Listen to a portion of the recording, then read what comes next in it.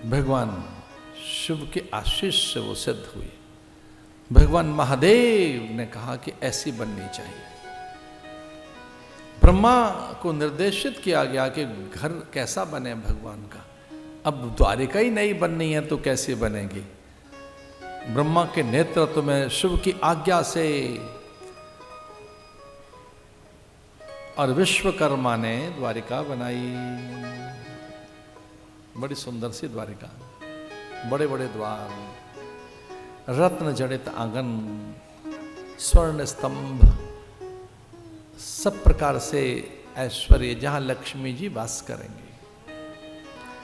महादेव ने कहा जहां लक्ष्मी जी आएंगी, सत्यभामा, जामवंती, मित्रविंदा, नागनजिति और कालिंदी का जहां वास होगा, चूक न हो जाए।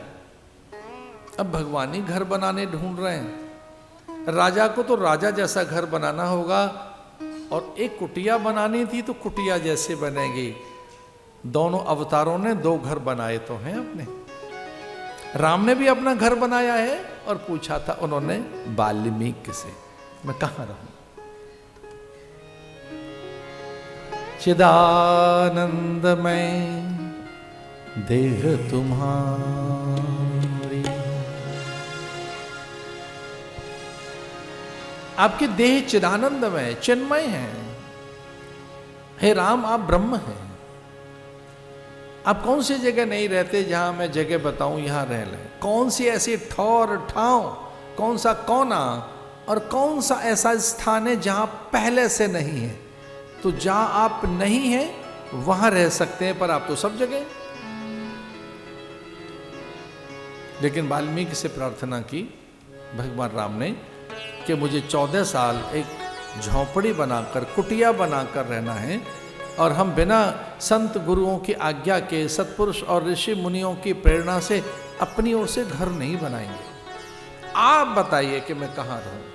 इन 14 वर्षों में मुझे ये वनवास काल में वन में रहना है, पर गुरुदेव ध्यान रहे मैं तपस्वी हूं, तापस वेश विशेष उदासी, 14 बरस राम वनवासी।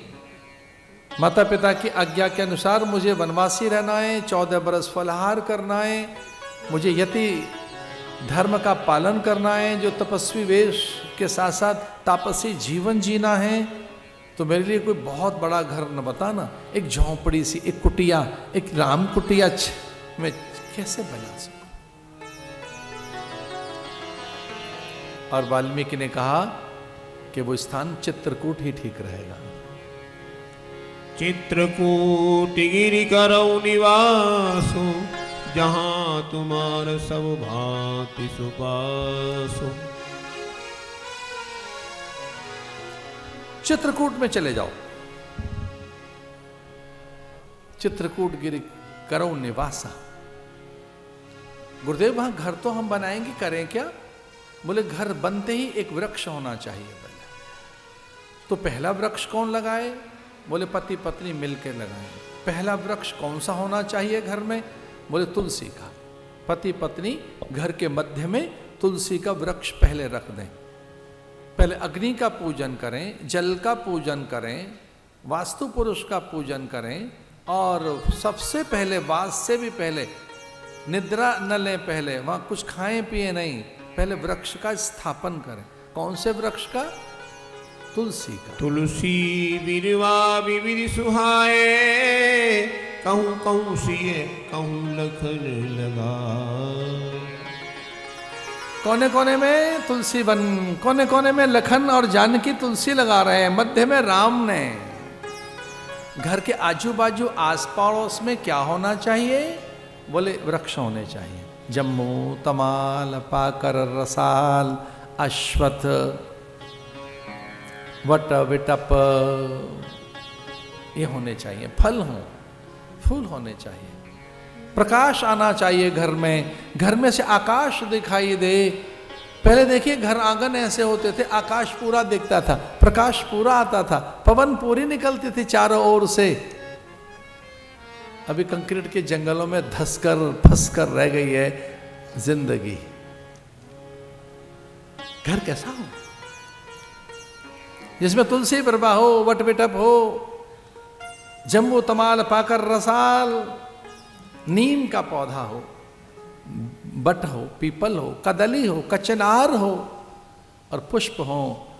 घर के आंगन में दूर्वा जरूर हो। घर के आसपास शमी, बिल्व, धतूर, विजया होनी चाहिए पूजा के लिए। बिल्वपत्र जहाँ से ला सकें आप औषधियाँ देव अर्पण करने के लिए। जलाशय हो, नदी का तट हो, तो जितनी भी सभ्यताएं हैं वो सब नदियों के तट पर बसी हैं। लेकिन यहाँ द्वारिका के लिए महादेव की आज्ञा हुई। ब्रह्मा के नेतृत्व में विश्वकर्मा ने लक्ष्मी को ध्यान करके द्वारिका बनाई।